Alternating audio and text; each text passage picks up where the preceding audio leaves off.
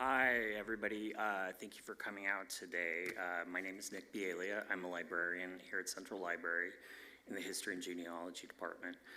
Just some information, the restrooms are immediately outside of the auditorium to the right. There will be questions after and a signing if you haven't gotten your book already. So the book that has brought us here today is quite special to me, and it brings my career as a librarian full circle. I started working at the archives of the Port of Los Angeles when I was in library school, and I was fortunate enough to have watched this book coming together. I was one of a handful of people to read the book before it was even published. Even at that early stage, it was impossible not to recognize the significance of this work. It was electrifying. I had no doubt that this book would stand alongside the formative texts of Los Angeles history, and even 10 years later, I still feel that way. Yes, you heard right, I said 10 years later. The book was in fact completed nearly a decade ago when it was printed in a woefully limited run. I will spare the details, but for 9 years, the only way to get a copy of this book was to pay an exorbitant amount of money for a paperback copy. Secondhand. With Angel City Press partnering with the Los Angeles Public Library, this book is finally widely available and has been given the presentation that is worthy of its content. And I'm really proud that this could be the inaugural book between LAPL and Angel City Press. Perhaps the most gratifying takeaway was meeting the wonderful people who were involved with this book, including the remarkable women who are here today.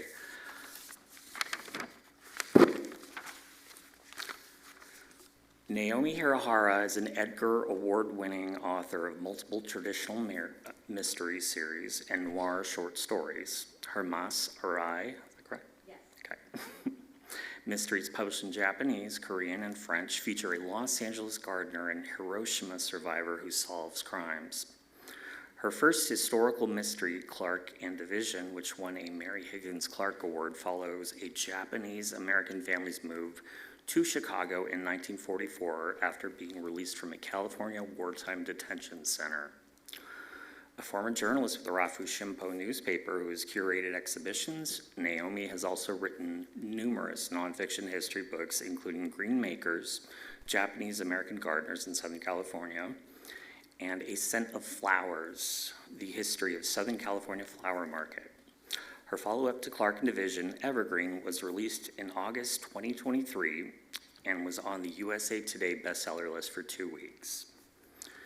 In a career that has spanned 37 years at the Port of Los Angeles and the Port of Long Beach, Geraldine Natz advanced to various leadership positions, and she was named Executive Director of the Port of Los Angeles, America's largest container port. She's the first woman to have served in this role. At its helm for 8 years, Nat showcased the port's historic resources during its year-long centennial celebration in 2007, ensuring that century-old photographs, maps, and documents were preserved for future generations. The author of 2 regional histories, Long Beach's Los Cerritos and Port of Los Angeles, Conflict, Commerce, and Fight for Control, Nats is currently professor of practice at the University of Southern California, a joint appointment between the USC Price School of Public Policy and the Sunny Astani Department of Civil and Environmental Engineering at the USC Viterbi School of Engineering. Please welcome Geraldine.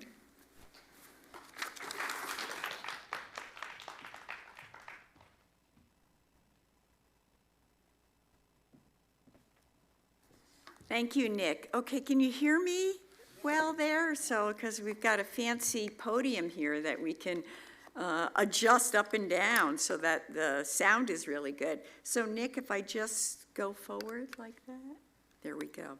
Well, first of all, thank you all for coming today to hear more about the lost communities of Terminal Island. And these were really communities that lived a very precarious existence on America's edge in the midst of a growing port.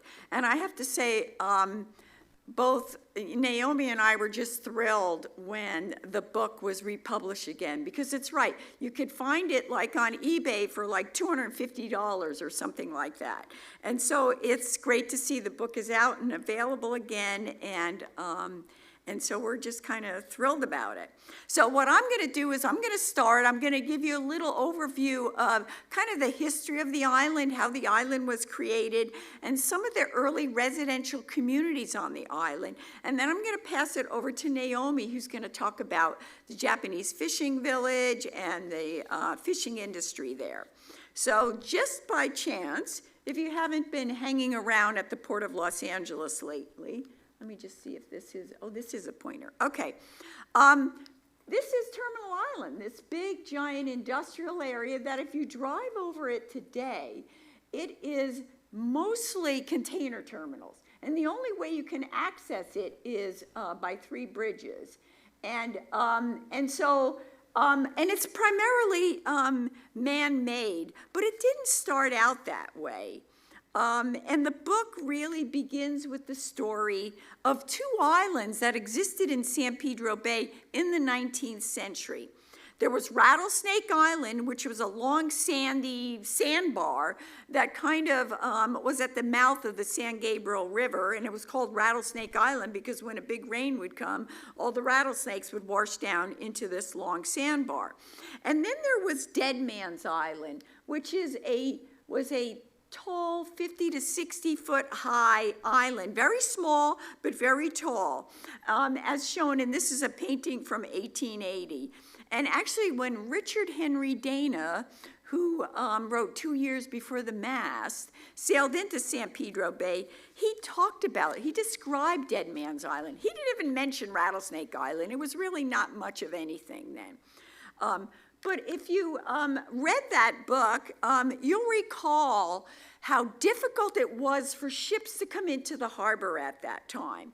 And so back in 1871, the Army Corps of Engineers decided, well, let's make a breakwater, a rock dike, called a breakwater from Dead Man's Island, which was right here, all the way up to the tip of what was Rattlesnake Island. And the concept was, if we narrow the entrance into the harbor, then the surf would kind of scour it out and make it deeper, easier for ships. Because before they built this breakwater, the water depth was only 2 feet. Whoops, I went ahead here too fast. This thing's really, well, am I going? Okay. All right, you could walk from San Pedro over to Rattlesnake Island. The water was only like about 2 feet deep. And so the goal was it would go to 10 feet, and it worked. And so, but the consequence of the Army Corps building this breakwater was that a lot of sand started to accrete along the breakwater. And basically what the Army Corps was doing is creating some waterfront property that would later become a community of squatters that became known as East San Pedro. So this is how Dead Man's Island looked about the turn of the century. It's no longer about 60 feet tall because everybody thought there was Spanish treasure buried there, so they were always digging and making potholes in it and whatever, and eroding the island.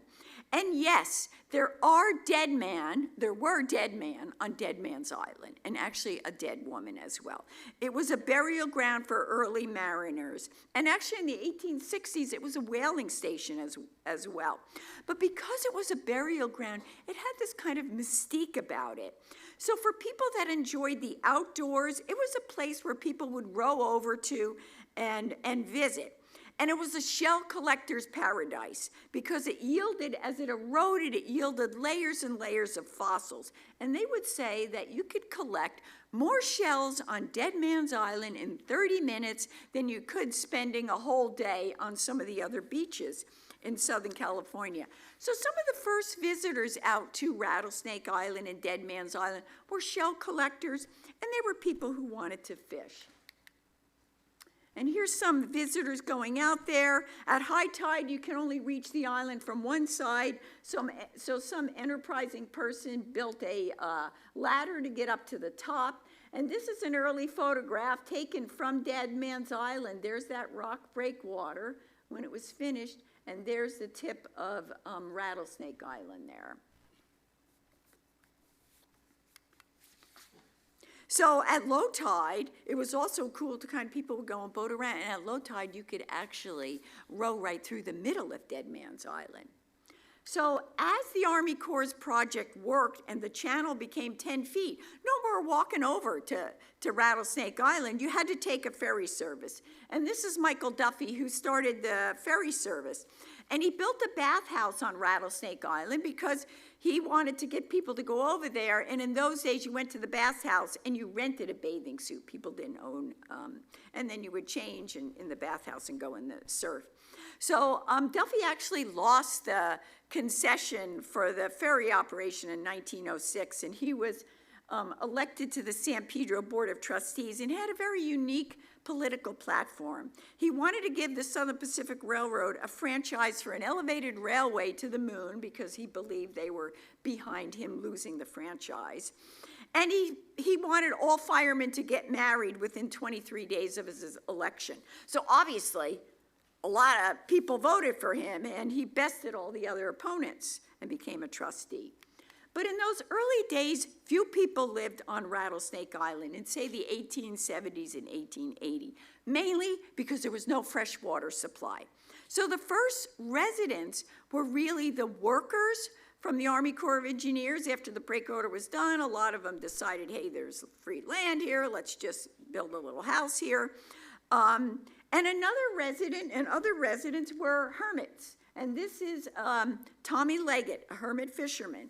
And if you look really close, you can see the lobsters that he caught. I mean, they're huge.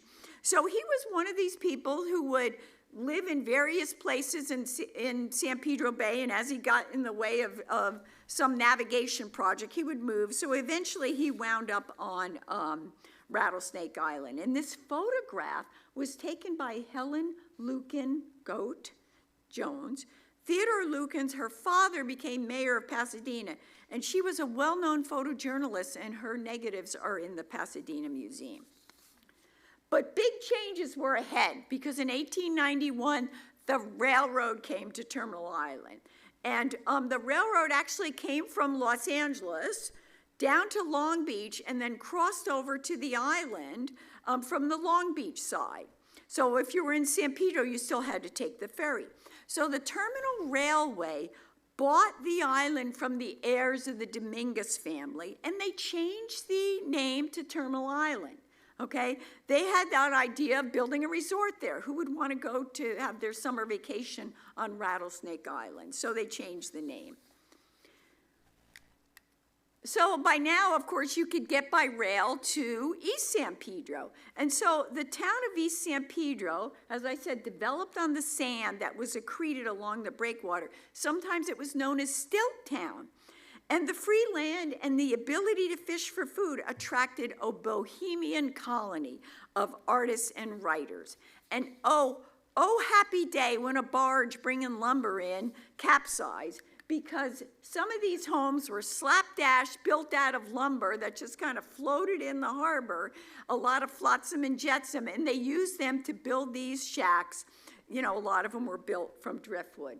But here's kind of a longer view shot of these people living along that 1871 breakwater in East San Pedro.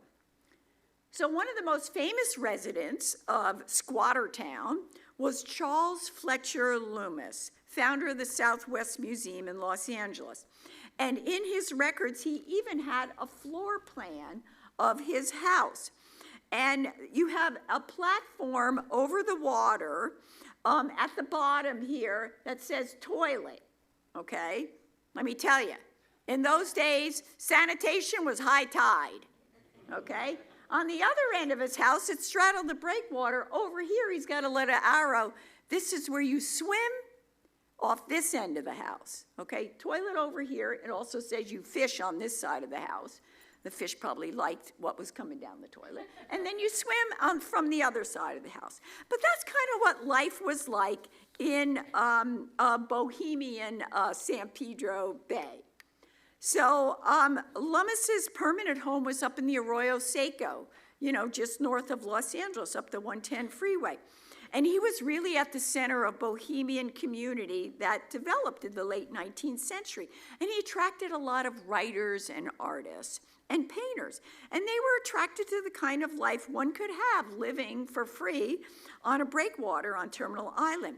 Now, one of the women, Ida Strobridge, after losing her husband and family at a ranch and mine in Nevada, moved to the Arroyo Seco and became an author, bookbinder, and publisher. She was the first woman publisher in Los Angeles, and she published books written by women.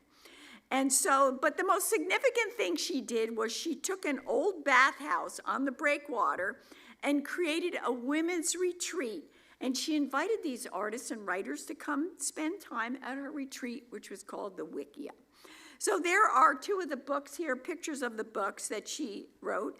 Maritime painter Duncan Gleason illustrated the cover of In Miner's Mirage Land, and Maynard Dixon did the cover. He was a Western illustrator, did the cover of her other book. She wrote her books about the Southwest. I discovered she wrote a series of stories about San Pedro in those days, and I have searched and searched and searched and could not find those stories, and they were never published. Other painters that came down at that time were Carl Oscar Bohr, Granville Redmond, Gutzon Borglum, these were all California Impressionists, but Borglum went on to carve the faces in Mount Rushmore. And here's a photo of the Wickiup, the women's retreat. This photo was taken by Olive Percival, another writer at that time. And businesses also moved out to the breakwater and became squatters. You can see Al Larson, boat builder, the oldest remaining tenant, you know, in Los Angeles Harbor. And some people even lived in old red cars, including painter Granville Redmond lived in a red car with his family. A mission was started in East San Pedro by several men to tend to the spiritual needs of the mariners, and it was called Bethel Seamen's Institute. And they beached an old tug called the Warrior, and it was given to them by the Banning family, and they made it into a mission. And the two men that started it, Captain Charles Farr and Curtis Wilbur. Curtis Wilbur went on to become the Secretary of the Navy under Calvin Coolidge. But I like to say the big fish that got away from us in East San Pedro was in the 1890s, the University of California sought a place to set up a marine biological laboratory. And after a few summers of having a summer camp on Catalina Island and in other locations, in 1901, Professor William Ritter set up the Marine Biological Laboratory at Terminal Island. He actually leased the Duffy Boathouse for a lab and one of the Duffy ferries to use as his research vessel. And the lab operated there in 1901 and 1902. And then the lab disappeared. And I'm like, where the heck did that lab go?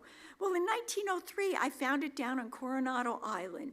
And Professor William Ritter had 2 students down there whose last name was Scripps, and it became the Scripps Institution of Oceanography. Life was tough for the squatters whose homes were not too structurally sound, especially during storms on East San Pedro. But as you move further across Rattlesnake Island, then Terminal Island, you reach what are known as the resort communities of Terminal Beach and Brighton Beach. And you know, Terminal Island Railway, that was their first idea. We're going to make a resort here. Someday we want to hope to be connected to the Transcontinental Railroad, but let's use what we have and make a resort. And they advertised, and people came as far away as from Salt Lake City to come to the beach. And what a beach it was. Unlike Santa Monica Beach, if you've ever gone there, when the sun goes down in the afternoon, the sun's like coming right in your eyes. But the beach on Terminal Island faced south, so you didn't have that glare. And so it was very popular. And of course, a new beach would need a bathhouse, and here's the bathhouse, a new bathhouse under construction. It was a roaring success. It was the place to go in Los Angeles if you were going on vacation in the 1890s. And one of the first hotels built on Terminal Island was the Terminal Tavern, and you could eat there and you could also rent rooms. Well, a lot of people involved with the railroad and members of the LA Chamber of Commerce decided in 1897, oh, let's go down there and buy some waterfront lots right on Terminal Island, right on the surf. And so they built these big, beautiful homes right on the beach in Terminal Island. And Brighton Beach and Terminal Beach each had their own piers, and there was a long walkway between the 2 communities that was strung with electric lights. But these homes also got beat up whenever there was a storm because the big breakwater wasn't out there, really. And so they built a bulkhead to protect them from the heavy storms. So this is an example of some of the homes that were there. The upper right hand is a home owned by Jackson Graves. He was a banker and law partner of Henry O'Melveny, and he wrote a book, My 60 Years in California, and he's got a whole chapter about what was life like living on Terminal Island. This big house belonged to the 3-story Gail Borden, owner of Borden's Condensed Milk Company, which in the early 20th century was marketed as a milk you fed to babies. Now we use it for baking, but it was that real thick, you wanted to plump up your babies, you gave them Borden's Condensed Milk. And I have Nick to thank for running down, using online and finding someone who worked for Gail Borden, who Gail Borden would let his house be used by his workers, and Nick found him, I guess, on Ancestry, and he had photographs that we were able to use in the book. The Modest house up in the corner was owned by Lyman Stewart, founder of Union Oil Company and the Union Mission in Los Angeles. So during the process of doing the book, we uncovered a treasure trove of photographs on the island. One woman who was a kid there collected all those photographs. And one of my favorites is Mrs. Sample's boarding house. The 1910 census shows that there was 1 cook living there, 2 waitresses, 2 hired hands, and 82 boarders. And most of them worked in the lumber yards.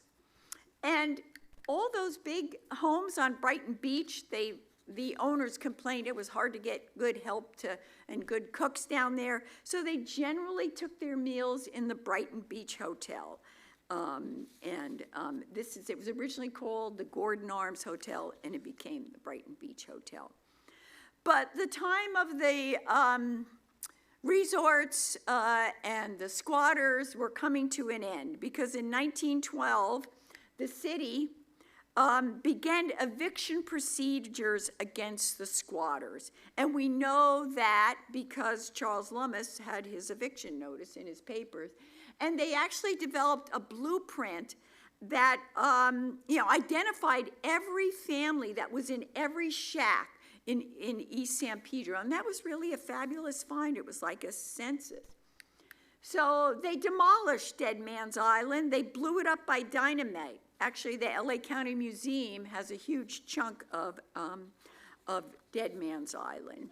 And, but of course, they did exhume the bones out of the island and reburied them in Los Angeles. So some beach concessions tried to hang on in the resorts, but, what actually happened was, and it's clear in this next picture, the city of LA started filling in Terminal Island where the beaches were. And these were all the waterfront homes that were on the surf. Now these people had to walk a mile to get to the beach, okay? So you know what? The wealthy to-do people from LA sold the homes for a fraction of what they had invested, and because they were gonna go someplace else for vacation. And a lot of those homes became boarding houses, and rooming houses, large families. People with large families from San Pedro moved over there because the prices were pretty good.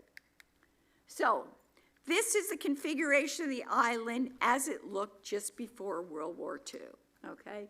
You can see they filled up against, these were where the homes were, they filled up against those beach areas. The squatters were, the whole west side of the island was reconfigured.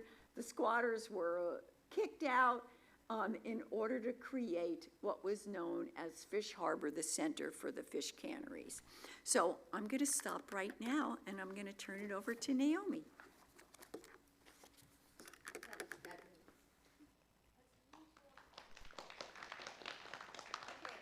you guys ready for this? Incredible! I know. Usually I go to events and I say I'm allergic to podiums, but here, it's all accommodated, people of all sizes. So thank you, LAPL, for being inclusive. I really appreciate that. Before I start, that was wonderful, Geraldine. And I want to acknowledge, I kind of look at this book, and Nick kind of alluded to it, as kind of a miracle for various reasons. And I want to acknowledge the team. Nick was part of it, as well as Tara Fansler, who was running the Port Archives. And in terms of the photograph, we even had a photo editor, Eric Linzweiler, who's still with Angel City Press, as well as our wonderful designer, Amy Inoue. So, and as well as the original founders of Angel City Press. And we were this whole team, and we had a limited amount of time. And there were things, although I'm an experienced journalist and researcher, I learned a few things from Geraldine because she's a lover of eBay. And now I use eBay quite often, and because I know you like ephemera. And ephemera, in those, there's certain spoons, there's certain items, right, that are photographed and placed in the book, and it adds so much dimension. And also the importance of Ancestry.com. That can be very helpful. It's not fail-proof, but it could give us some insight into certain families. So as you can see, the first part of the book, which Geraldine wrote, is meticulously researched. My job, I was brought into the project to write about the Japanese fishing village. So here on this map, and as Geraldine said, a lot of it has been reconfigured. This is kind of a man-made creation, and I'm going to concentrate on this area, Fish Harbor, as well as talk about a little bit about this area, the town of Terminal. So, let's see. So it was about around 1916, 17, where in which the city decided that they wanted to create canneries in this fish harbor area. So they were recruiting, there were some canneries in San Pedro, so they were recruiting them to come to the fish harbor. And as a result, the canneries, and there were several different ones, they created housing for the workers. The workers included fishermen, as well as people who would be running the line inside of the cannery. So among the first to kind of, in terms of the Japanese immigrants who came over to this area, would be the ones who were either working on the railroad, or else there were some early immigrants who were in White Point, nearby White Point, and they were getting abalone. Many of the people in this White Point community were actually from a part of Japan called Wakayama Prefecture. And it's more on the southern part of Japan, and it's a coastal area, so many of them knew how to fish. And as a result, what they were known for were this kind of process called chumming. So they would release bait, into the waters, and would be for a larger boat. And they had these bamboo poles with barbless hooks, and they would release these bamboo poles with the hooks into the water, and this would be large tuna. We're not talking about sardines. We're talking about big tuna would come and grab hold of the hooks. And these fishermen would just snap back their wrists, and these huge, hundreds-pound fish would come sailing and land on the deck. And this was a type of technique that hadn't been used by the Italians or the Yugoslavians who were also fishing at the time. And many of the canneries were saying, we don't like, these other fishermen are using nets and damaging the skin of the tuna. We want to hire these Japanese. So that's how it started. So for myself, as Nick mentioned in the biography, I had worked at the Japanese American newspaper, the Rafu Shimpo, which has been around since 1903. Can you believe it? It still exists. So may the Rafu Shimpo continue. Rafu is the old name of Los Angeles, so it's Los Angeles newspaper. So when I was working as a journalist, as a reporter and editor, I would go, and we have some Terminal Islanders. If you're a Terminal Islander, please raise your hand. Hi. We have a couple with the hoppy coats back there. And so I would cover, because to this day, the Terminal Islanders, they have events on New Year's, a New Year's kind of dinner or luncheon in January, and then a picnic in the summertime. So I would go to these events, and I would just think, wow, these Terminal Islanders, they're so much fun. They're so laid back and more informal. So I really, there was something about the Terminal Islanders that I was totally drawn to.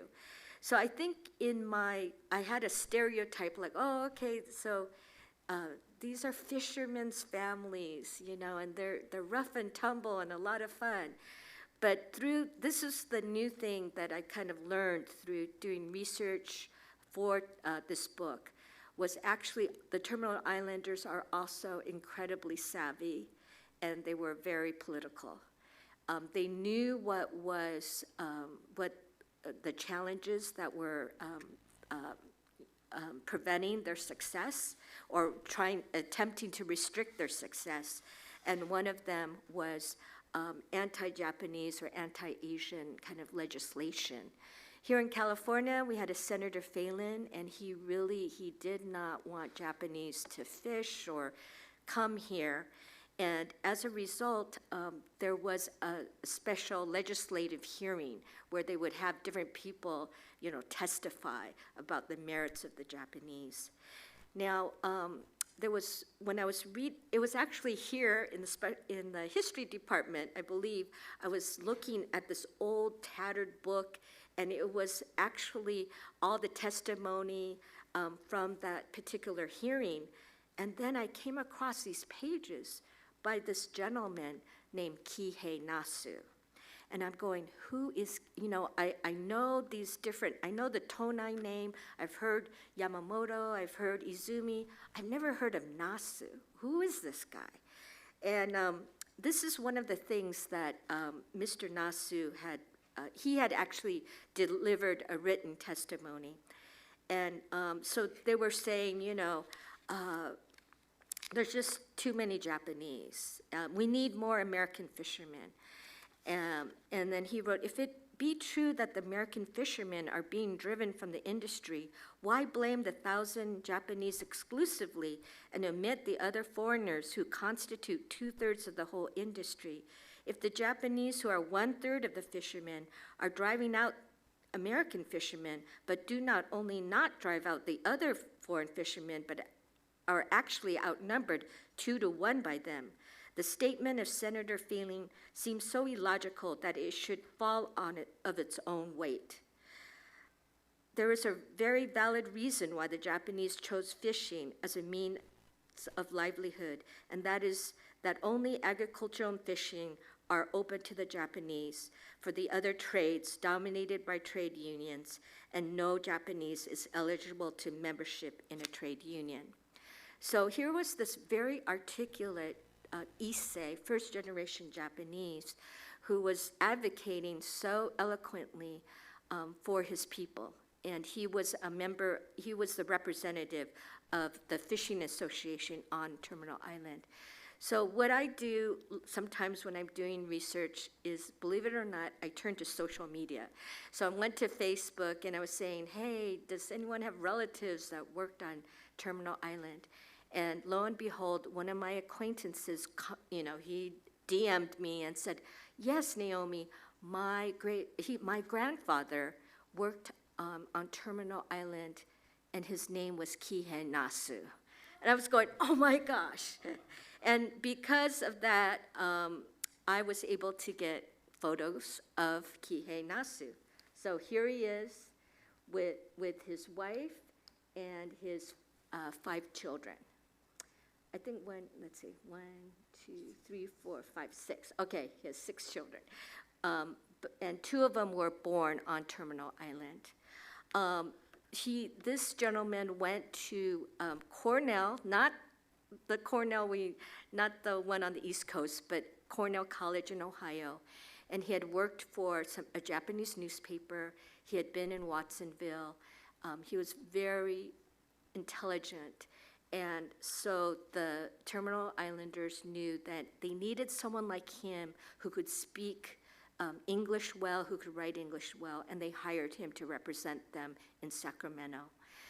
So the thing about Kihei, the reason why no one, the core Terminal Islanders did not know of Nasu is because he saw the writing on the wall. He kind of saw the movement against Japanese, and he was worried about his children. So he returned to Japan with his whole family. And that was in the 30s. And later on, some of them came back, and hence that's why I have a friend who is his grandson. But this was a new opening, and it just increased my respect for the Terminal Islanders. This was another photo that my friend, the grandson of Kihei Nasu, provided to me. One thing, what was interesting when talking about Terminal Island too, people talk about like the sand. Here the children are wearing shoes, but there's reports that many times, the kids even going to school did not wear shoes. They were hadashi or barefoot. And another thing was the smell, and Geraldine and I have talked about this. I guess there's a documentary, The Smell of Money, right? But actually, it was like the smell of fish that's being processed. And I interviewed one person who was from Long Beach, and he just, like, whenever he visited, he didn't live in Terminal Island, but when he, would visit with his family, it's like, oh, the smell, I can't stand it. But for the Terminal Islanders, it's, you got used to it. It's part of your everyday life.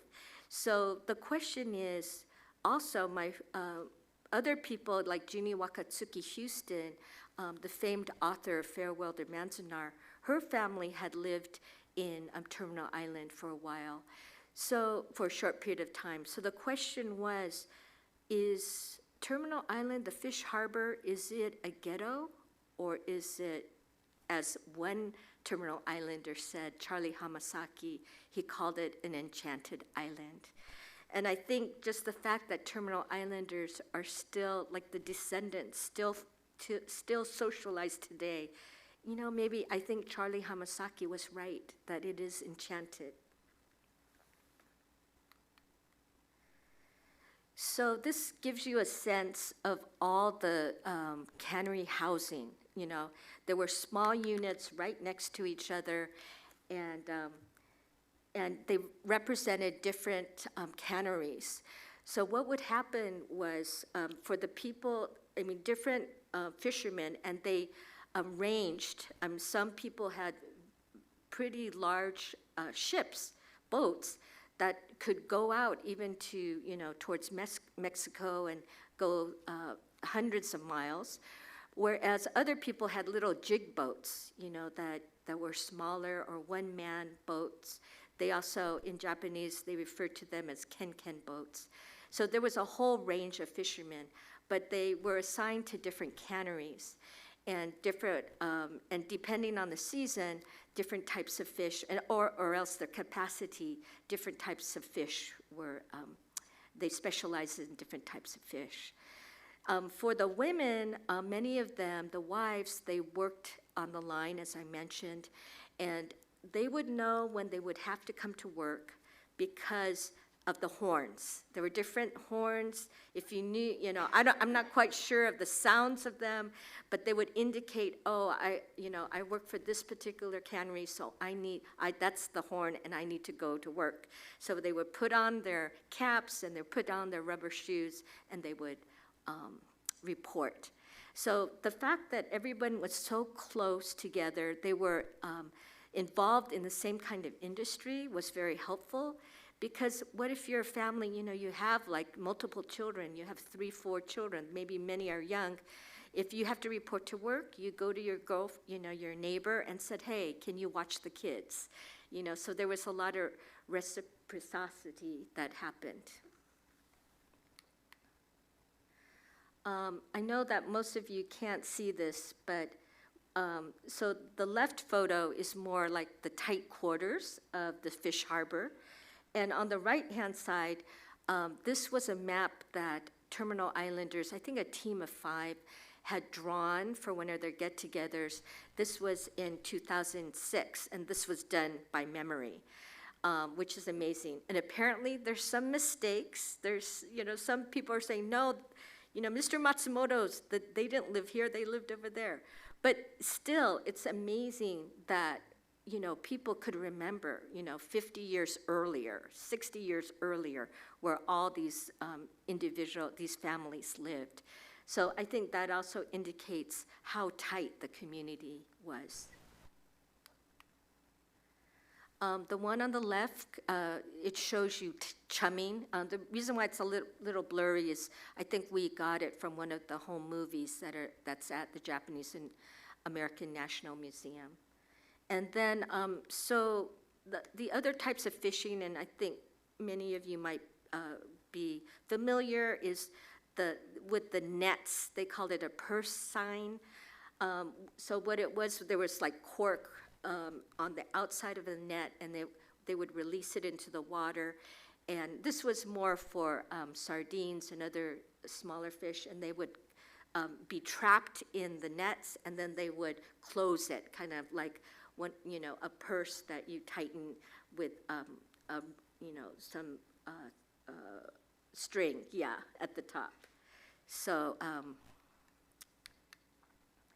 so when they were catching like mackerel, mackerel has a luminescence, so when there's, a full moon or some, the moon would light the sardines, so the fishermen knew where they were and they could target and go to get them. But when there was no moon, what the fishermen would do is that was their kind of period of rest. So they would go to fix their nets, and many times this was a time for them to go and party a bit. Fishing is one of the most dangerous professions, I think, to this day. There are people who are lost at sea. It's a type of occupation where, you're working your body, have to be alert at all times. You can't be drinking on the boat because you might die. But when you're, on land, this is, you could kind of relax. So many of the fathers went into Little Tokyo, and they would, have some drinks, have some sake. And so they would descend on Little Tokyo, and they were, of course, tanned from the sun. And there's a term that the Japanese have. It's not a nice one. It's called yogore. And yogore literally means like dirty one. So they would kind of look at and then another thing about the Terminal Islanders is many of them being from the same kind of prefecture, Wakayama, they kind of had their own kind of dialect. And it was kind of this Terminal Island dialect that when I talked to different people, they said, yeah, on the boat, you can't be all polite.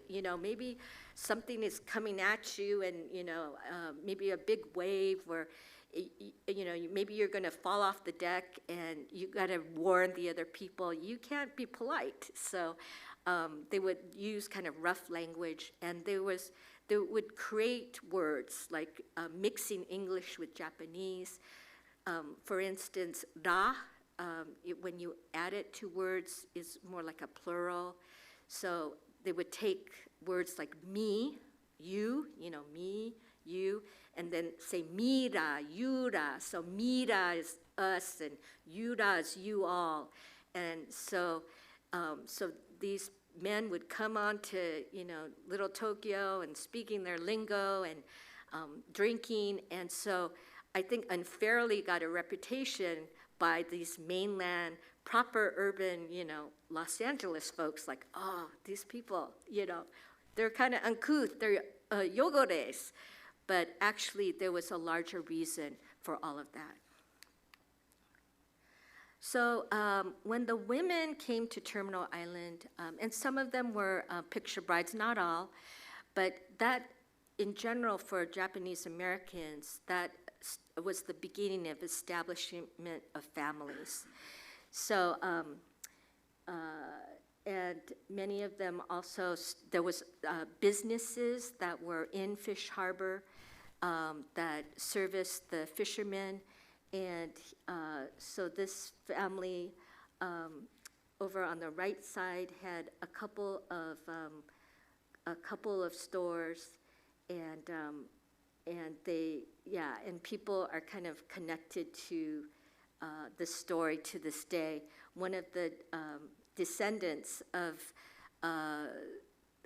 the Mio family on the right-hand side has become an actor, and his name is Derek Mio, and he acted in this series called The Terror. It was kind of a horror thing, but actually it took place, it begins in Terminal Island.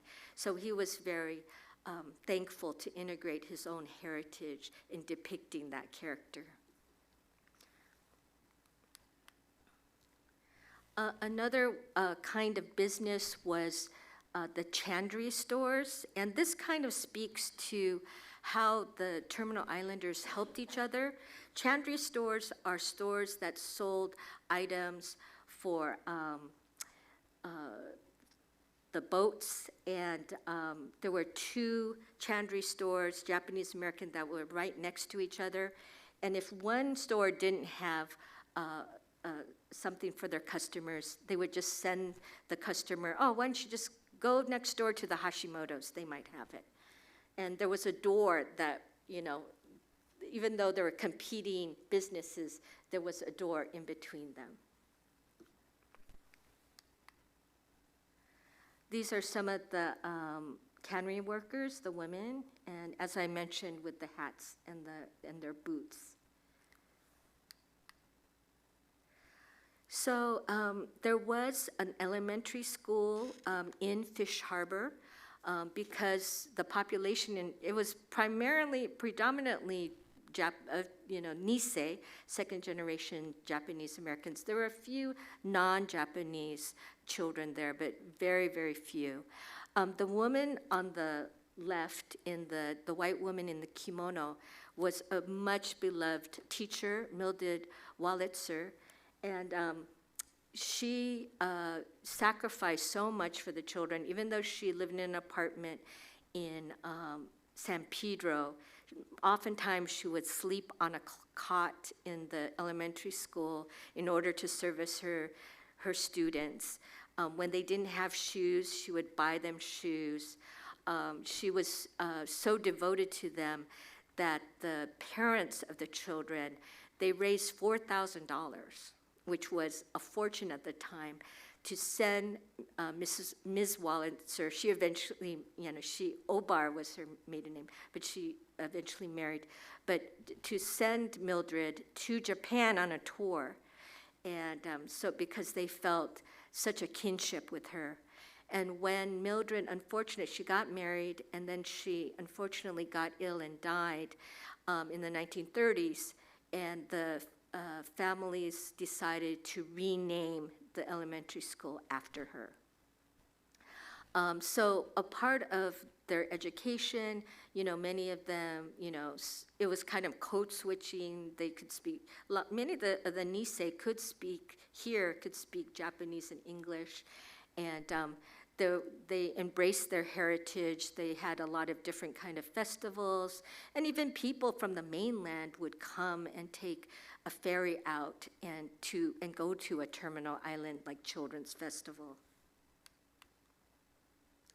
What was also popular were a lot of martial arts, and this is Kendo, which is, the martial art with a sword, a wood sword. And here on the left-hand side, you can see all the kids. They have like a balloon up there because what they needed to do was pop it with their knife. Not with their sword. And even women, as you can see on the girls on the right-hand slide, participated as well. And another sport that was so popular was baseball. And the Terminal Islanders, well, they called this the San Pedro Skippers. They were renowned for competing so well against other Japanese American baseball teams, even non-Japanese baseball teams. The fishermen, this was like their Dodgers, so the Issei fishermen would be on the waters, and if they had radios, they would communicate, and a game was going on, they would communicate, how are the skippers doing, what's the score, and they would share information like that. So this photo, I don't know if you can see, but this is actually more of an inter-ethnic group of boys, and they're from the town of Terminal. So there were actually two distinct communities, the Fish Harbor community, probably 99% Japanese. The photo on the little inset photo on the right-hand side, that was a Russian, one of the few kind of white Russian families that lived in Fish Harbor. But even they learned how to speak Japanese, living among so many Japanese. But these the boys from Terminal, one of them is a relative of Warren Furutani, that was a much more integrated. There were Latinos, there were whites. Some, like I think with Warren Furtani's family, his father's family, they owned a gas station, and so it wasn't just limited to the fishing industry. So the Furtanis were more integrated in the white community. One of the most interesting, in addition to Kihei Nasu, I think what was new to me was like just the religion on the island. Terminal Island had one of very few Shinto shrines on mainland America. There's some Shinto shrines in Hawaii, but this is, very unusual. As you know, I think Shinto is the official religion of Japan, and there's also Buddhism, and the Japanese American early community, many of them, if they weren't Christian, were Buddhist. So I was trying to kind of understand, like, where did this Shinto shrine come from? What really was helpful and was actually going to the UCLA Special Collections. And I did research.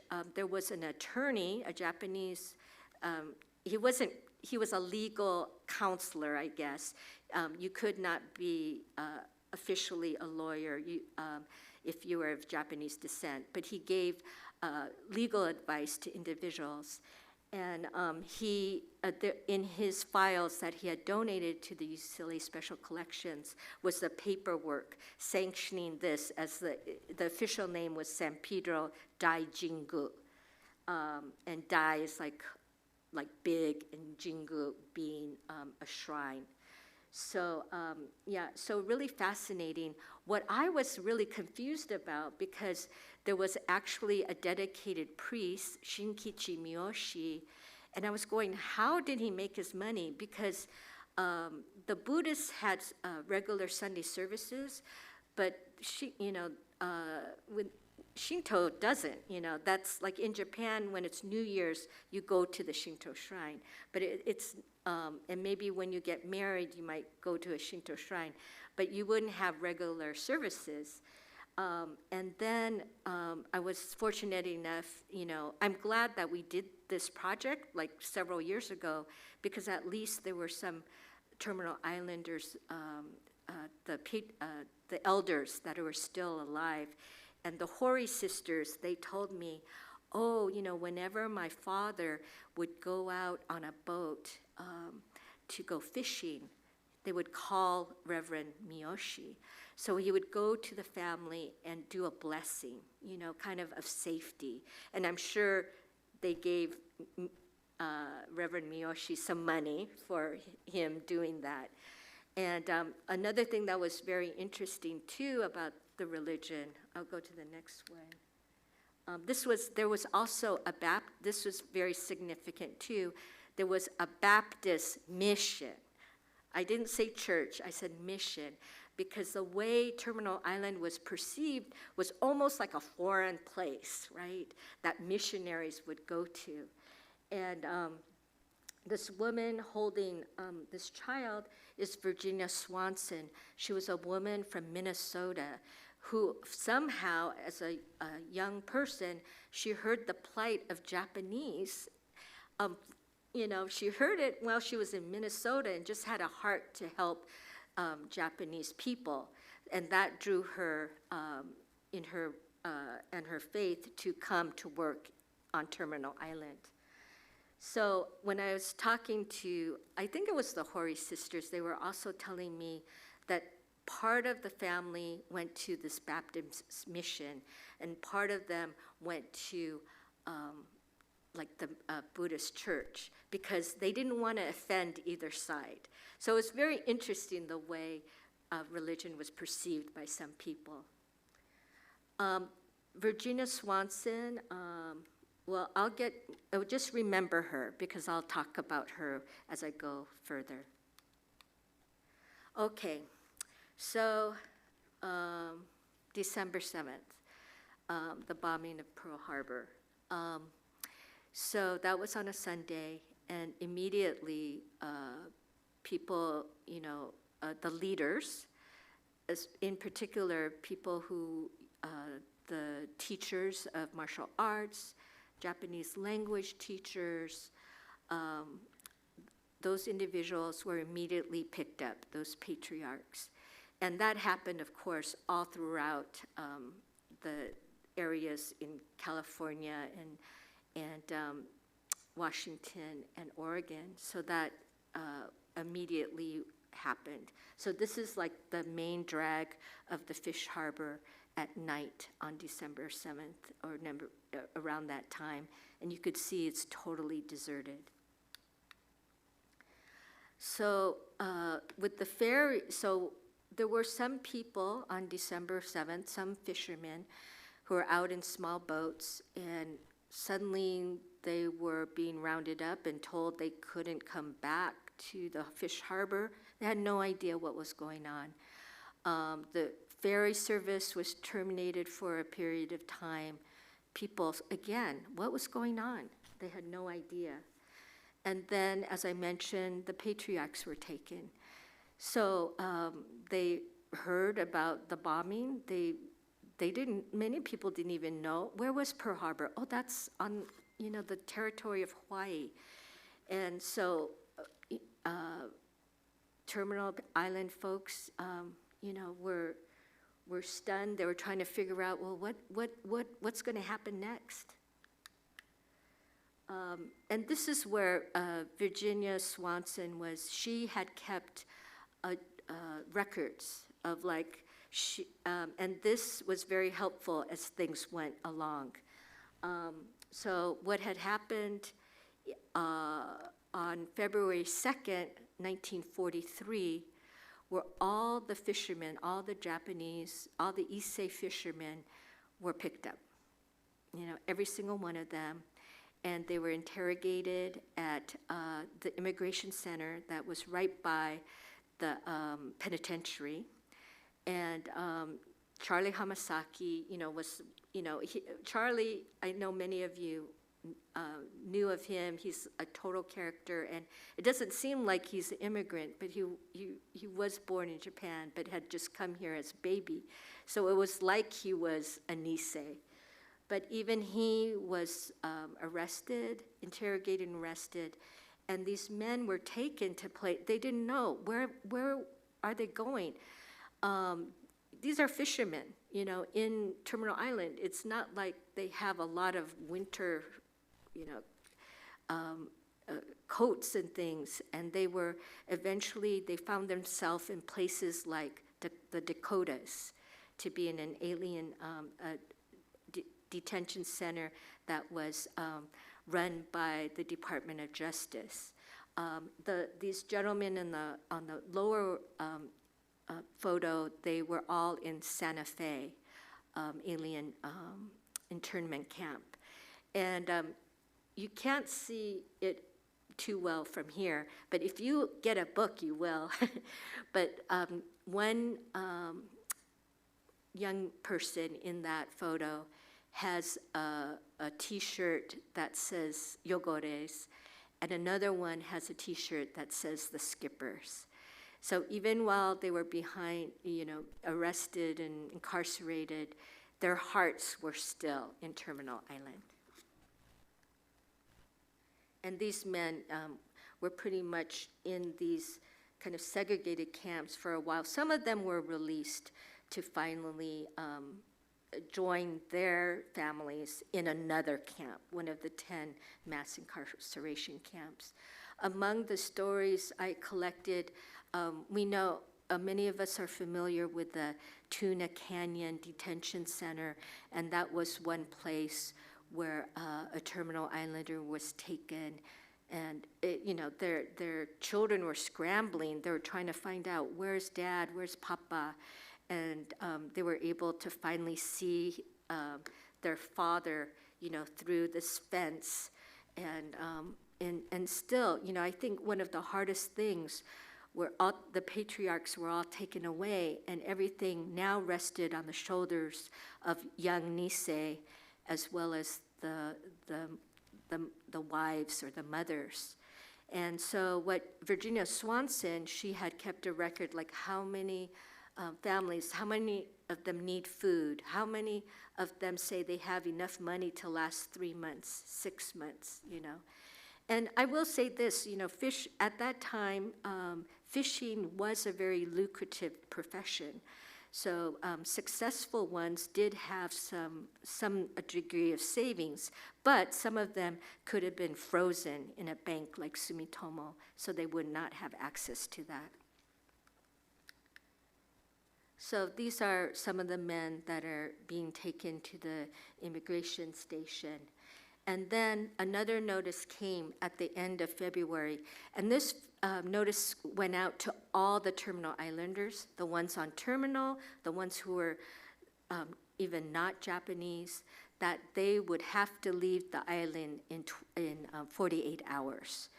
So, you know, they were scrambling. Everybody scrambled.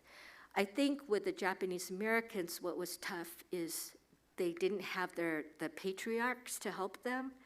And then from them, and if they had some friends, some people did open up their farms and things for the Terminal Islanders. After they made that move, then they would receive the other notice that they would have to move from California. So I think in that sense, that's why the story of the Terminal Islanders is so devastating and so important to remember. So this is the curious thing. You know, I told you that many, like the Buddhist priests were picked up. They did not pick up Reverend Shinkichi Miyoshi until the end. And it's like, why? You know, I'm not sure. Maybe the FBI, their records were not that good. But this is the priest cleaning up the Shinto shrine. Of course, it was dismantled. But this is what's interesting, too. And this not only happened at this Shinto shrine, but in other ones, I think in Hawaii. The Shintoists believe to enshrine the kami, or the soul of certain, you know, individuals or leaders. And so this San Pedro Daijingu decided to enshrine 2 people when they were, you know, beginning, President George Washington and President Abraham Lincoln. So I don't know if you could quite see, but you may not be able to see, but these are the photo of George Washington and Abraham Lincoln. So I just think it's interesting, even in this very traditional Japanese religion, they expressed allegiance to American presidents. So that to me is very interesting. This just represents how chaotic it must have been for all Japanese Americans, you know, just having to move all their earthly belongings. And, you know, and many of these people had young kids. You know, how do you balance all of these things? Now, so this is after all the Japanese Americans were cleared out of Fish Harbor, and here's a guard just, you know, walking down, and all of these houses were torn down very soon after people had left the premises. Now, you know, Geraldine and I will come up here and answer questions. I want Geraldine actually to talk a little more about what happened to the area during the war and after the war, because she's the port expert. But this last slide just shows you the enduring spirit of the Terminal Islanders. Like I said, they still get together today, and the next event is what, June 9th at the George Bellis Park in Buena Park. And is everyone is it open to all people? it's open to all people. I heard this year there's going to be hamburgers and hot dogs, and people have to bring side dishes, right? But like I said, the Terminal Islanders are so open. So if you're interested in, having more conversations with Terminal Islanders, please especially talk to the two women in the happy coats, and I'm sure they'll give you more information. Or if you want to join the association, please do. So, Geraldine, why don't you come up to talk, because you're more instrumental in terms of the monument. You know more about the monument. So if you could, I don't, how many of you have gone to the Terminal Island Monument? Oh, so quite, yeah, so right. why don't you just talk about the Well, genesis? to be honest, yes, I'm not supposed to touch that. Oh, That's yeah, okay, it's supposed that's to okay, move. So, to be honest, the monument was built when I was working over at the Port of Long Beach. And it was in 2011, then, when I went back to the Port of LA as the director, when the lease renewal came up for the monument, because it had been constructed 10 years earlier. And I'll actually tell the story. It was during that time when the new lease went before the Board of Harbor Commissioners in 2011 that Min Tonai came to the board meeting before the Harbor Commission and invited the commissioners to go out and see the monument, and he would tell us about the monument. So so two of the commissioners went, and I did, and so the three of us went out there, and, as I say, we sat there for hours, and Min was telling us one story after another, but the one that always stuck with me was when he talked about, Naomi said the ferry was shut down right at, December 7th or whatever. But when they opened the ferry up again, and the kids that were going to high school and whatever had to go over to San Pedro for the higher, level school. So they took the ferry back over. And so Min said that when he walked into his classroom the first time coming back after December 7th, the kids clapped for him, and that story just got to me. So one of our commissioners at that time, Dave Arian, said, "Oh, we have to do a book about this." And so it was like, a book? Oh, I love books. So, that's kind of how the whole idea of the Terminal Island book got started. And, We went full circle then. yeah, right, yeah. So, and so I always tell people, and I've been doing this, is, if you haven't been to the monument, and so many of you have, go down there. It's not in the exact place where the village was, but it's set up in an area, and it's got these plexiglass, pieces of plexiglass with pictures of the village embedded in them, and you look through that and you can see to where that particular part of the village was. And I always tell people, then, if you look around, you can actually find Tuna Street, which is the main drag, that was the main drag of the Fisherman's Village, and you can go and see there's some remaining buildings, one of them being the Nakamura store there on Terminal Island. Why those buildings didn't get plowed down with some of the others, I don't know. But those buildings are still there. Yeah. And then we have Tim Yamamoto, whose grandfather was part of the Nakamura. Yeah, and actually at the back of the book, there's a photograph taken by my husband who's sitting there in the back. Raise your hand, John. You're part of this too, right. So I wanted him, when we realized, there's still a couple of buildings left, we were we got to get it in the book. And so I sent John out there to take a picture of the buildings, and that got in the book, because we wanted people to know that there were still buildings that were left. So if you have one of the older Terminal Island books, the photographs are a little bit bigger. When they added the forward from George Takei, they moved the photos around, so they're kind of in the afterward, the photos. So of the Nakamura store, then, and the boarded up building now.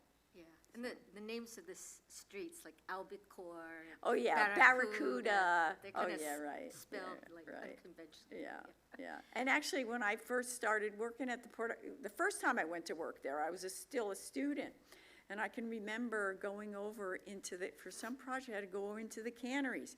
And you'd walk into one of those canneries and there'd just be rows and rows of women cutting the fish. And it was, of course, they're all gone now. They all moved out in the 70s or so, went to, American Samoa and other places. So, but there is, oh gosh, the name escapes me. There is a tuna cannery that is still there.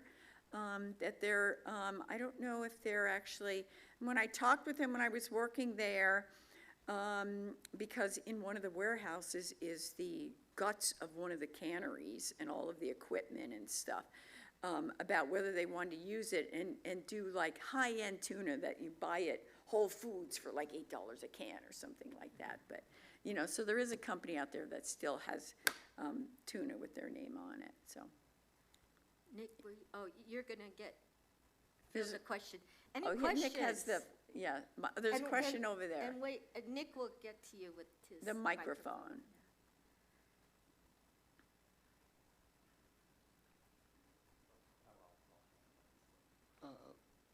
Yeah, I was asking Geraldine about, is there still, isn't there still like a pet food mackerel factory, cannery down in, There was a food processing, I've been retired for a while now, so I don't know who's still there. There was another company that moved into one of the buildings that was doing food processing, but I don't remember exactly what they were doing there. So you'd probably have to go to the directory of the port, which I think is usually online, and look at who all the customers there. Oh, Tri-Marine is the company that I was thinking. Okay. That's there on Fish Harbor. Yeah. So, and they're still doing fish, but there was another company that came from the kind of the East LA area. They had red in their name, and they were leasing one of the old buildings, and I don't know if they're still there. well, the one I'm thinking of, it was like 10 or 20 years ago. I remember there was like a Friskies cat food Yeah. cannery there. Oh, okay. Where they made mackerel for cat food. Oh, okay. But it wasn't for human consumption. Yeah, right. Yeah. Well, when I lived in San Pedro, it was like that's the new documentary that the Port just previewed about 2 months ago, The Smell of Money, talks about. And when I was living in San Pedro as a student, Monday through, Thursday, I'd open my door I had rented this little house on like 38th Street or something, and you'd smell the fish. And then Friday, you'd open the door, it smelled like when you open a bag of dog food, that cereal, whatever smell, that was like, and Friday was dog food day, or cat food day, so. I want to congratulate you ladies and library for what you all have done. There was something that I was amazed about was the baseball team. I am a baseball enthusiast. Oh, okay. So I wanted to know, another thing I wanted to know, the people who were encamped, how many of them came back to California? And then the housing, were these people, I know the American gave them some money, but did California give them people housing again? So that's my question. I love baseball too. And a lot of, there's a big connection, Japanese Americans and baseball. They were even playing them in the camps. So, and if you look, there's a kid's book, Baseball Saved Us, and there's even, there's documentaries about that whole thing. But in terms of the return, I actually have written historical mystery, but it's based on the true statistics. Many of Japanese Americans from camp went into they were released maybe earlier, especially the Nisei, and went to places like Chicago, Chicago was a place, only 400 Japanese Americans lived there before World War II, and then all of a sudden there's like 20,000, But for many of them, it was temporary. There were some Nisei that went to schools, to colleges in the interior, but eventually most people returned to the West Coast Because once you've lived in California, you want to get back to California, right? You don't want to stay in Chicago. Yeah, because it's all you know. But, okay, so this is what awaited people. Some individuals who, like farmers, who maybe the patriarch had come here before, there were alien land laws, okay? So if you came early in the 1900s, you could buy land. But if you came, after 1913, or you only could lease land. So, in other words, what are you coming back to, right? So that's why some people who had farms, that owned farms, a ton of people would just live there temporarily. There were hostels, there were temples and churches that provided temporary housing for people. So it was really rough. And, from camp, you would maybe get just a nominal bus fare to go back. Eventually, through the redress and reparation movements in 1980, decades later, when unfortunately those Issei, many of them had since passed away, that's when individuals got $20,000 in restitution. But that was decades after, the forced removal. Follow-up, two things. The FBI files, did you all, in your research, did you all look at any of the FBI files? To tell you honestly, I didn't have time. We Wow. were on a tight deadline. But some of these individuals, their families had gotten some of the information. So, some of that could be culled from there. But for sure, I did get some reports from the FBI directly, and they were monitoring, especially people on Terminal Islanders, way before Pearl Harbor, and other Japanese immigrants in other communities. So they were being surveilled. Yeah, those records of the monitoring that started in the 30s, that's actually out at the National Archives in the branch that's out there. Is it Riverside? Riverside. Yeah, because I've been out there to that archives, and I know that they're out there.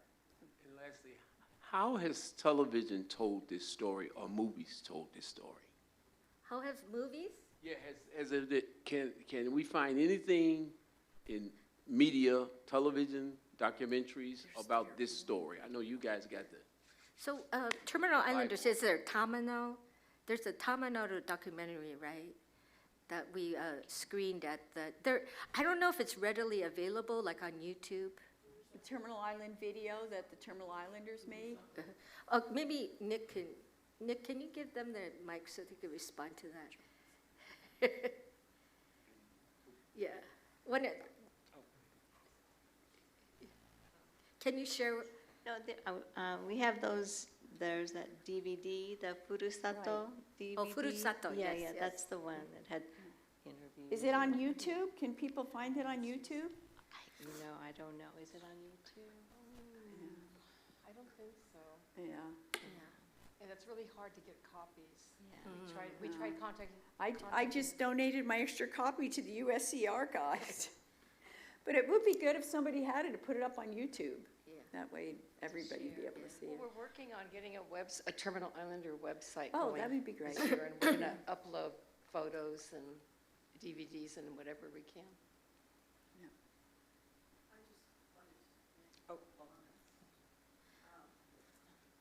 There's the mic. Elon Musk actually was built using some of the old tuna canneries to build rockets. And this was a few years ago, and some friends of mine in Pedro said they saw the day, it was supposed to be very secret, they saw the day when this giant rocket was put on some kind of barge or ship and sailed away. Yeah. So, Well, no, is that true? SpaceX had a lease in the Port of Los Angeles, just in the west side of their San Pedro.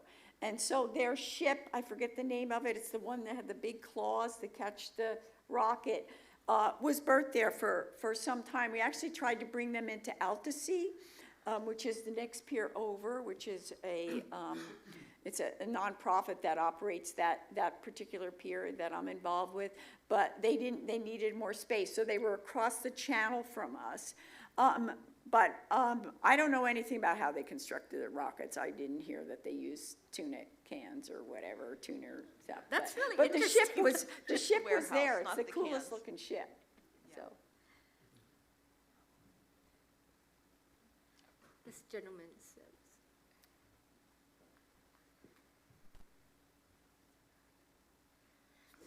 Okay, I just want to report on a history project. I went to the Gardena Valley Cultural, and I asked about a photo of my grandmother standing in Terminal Island, and she's from Imperial Valley. And I wonder why would she be there? And then you mentioned contact Tim Osselman, who lives out in Imperial Valley. Oh, yeah, uh-huh. And he says, oh, no, that's what they did. In the summertime, it's unlivable in Imperial Valley, in Brawley, Calexico. And so two places they would go. They would go to Terminal Island, or they would go to the Central Valley, which is where my grandfather went. So apparently there was a lot of seasonal workers coming in the summertime. And I guess that coincided with the tuna season pretty well. Question for Ms. Nance about the monument. You mentioned it's a lease. Is that thing movable? No, it's pretty permanent. And I ask because if it is movable, why not move it to Tuna Street? Where it'd be more appropriate. Yes, I don't know, I wasn't there when the site was selected. It is in an area where it's right next to a fire station, so it's an area that's somewhat protected from future development. Throughout, over a period of years, the port's always thought about doing more development in the center area of Terminal Island. Nothing's ever happened there, though, because it's kind of landlocked. But, and so the roadway, it's a decent roadway to go down there, and there's parking and everything. But, so I wasn't involved at the time that the monument was sited, but it couldn't be where, I guess they wanted it. And so I guess where the housing and where the canneries were, so they put it there, so. Okay, thank you. Any more questions? Oh, and I should say it's on a lease because it is, all of the people that occupy the port are leaseholders. Nobody owns land in the harbor, okay, because it's owned by the city. So they have a long-term, or short-term leases for the property.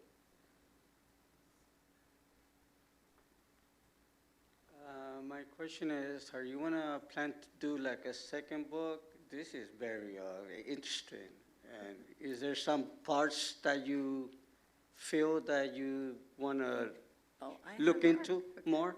All right, so there is another book in me, I think, and it really has to do with the women's literary retreat that was in East San Pedro. I was just totally fascinated with the women scientists that were there, the writers, the authors, and, when I was a student and I was working at the port, in the environmental office, and the old timers in those days would say, oh, Jack London wrote Call of the Wild down in the port. And I'm like, no, he didn't do that. But Mrs. Jack London came to the women's literary retreat and lived there for a period of time when she separated from Jack London. And so there's a part of me, and I was raring to go on this, but I ran into the fact that all of the writers that wrote stories about East San Pedro, I haven't been able to find any of this. I found a lot written by these women that were there, but even an article written by Olive Percival about East San Pedro was published in the New York Times Magazine section, which was not digitized, along with like all of the 100 billion years of New York Times that have been digitized. So I haven't been able to find that one. I haven't been able to find, the other, manuscript on that. So that kind of gave me a pause, but, I would like to. Don't give up, Yeah, Geraldine. right. That's never right. stopped you.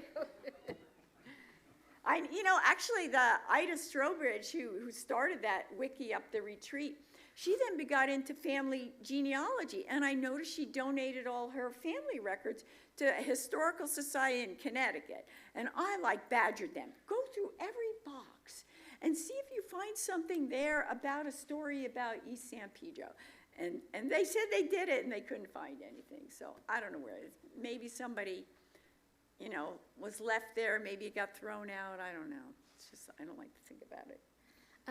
I do want to end just with talking about like research opportunities. People themselves want to follow up on this.